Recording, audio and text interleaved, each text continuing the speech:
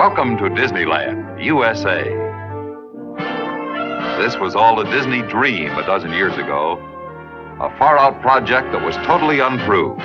Today, 60 million people have come here from every state in America and from almost every nation around the world. In Town Square on Main Street, many have paused to read the dedication plaque that symbolizes the warm and friendly spirit of Walt Disney's Magic Kingdom.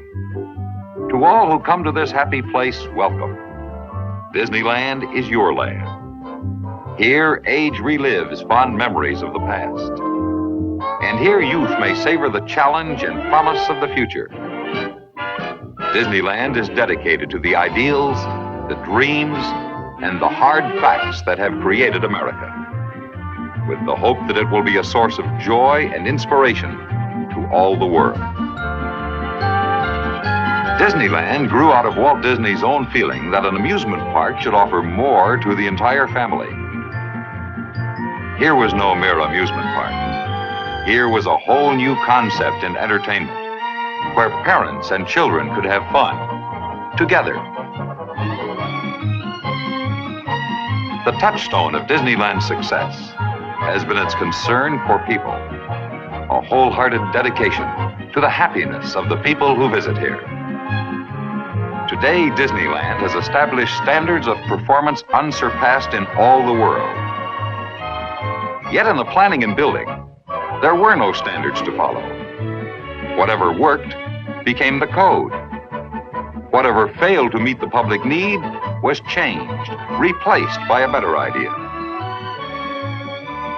People and vehicles are constantly in motion at Disneyland. Here, people travel aboard almost every method of transportation man has ever designed. Provocative new ideas, like the first monorail system in the Western Hemisphere, have demonstrated their potential in this practical proving ground. Disneyland vehicles have carried 340 million passengers in comfort and speed, and have traveled more than 19 million miles in unequaled safety. To plan Disneyland, Walt Disney long ago established a design organization called WED Enterprises.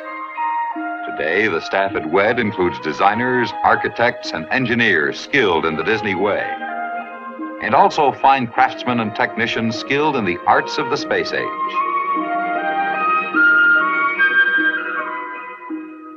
What WED does is called Imagineering, the blending of creative imagination with technical know-how. The talents of WED have gone to work outside Disneyland, too. At the New York World's Fair, 4 of the most popular attractions were Disney shows and corporate exhibits that skillfully welcomed and entertained more than 150,000 people every day.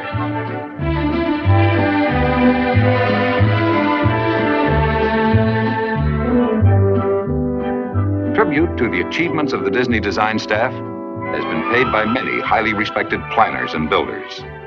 Among them, James W. Rouse, developer of the new town of Columbia.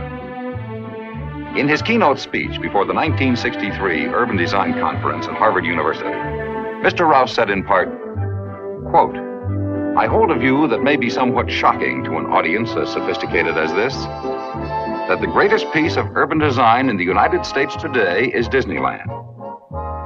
If you think about Disneyland and think of its performance in relation to its purpose, its meaning to people, more than that, its meaning to the process of development, you will find it the outstanding piece of urban design in the United States. It took an area of activity, the amusement park, and lifted it to a standard so high in its performance, in its respect for people, in its functioning for people, that it really has become a brand new thing. It fulfills all the functions it set out to accomplish, unself-consciously, usefully, and profitably to its owners and developers. I find more to learn in the standards that have been set and in the goals that have been achieved in the development of Disneyland than in any other single piece of physical development in the country." End quote. Yesterday, Disneyland and the New York World's Fair.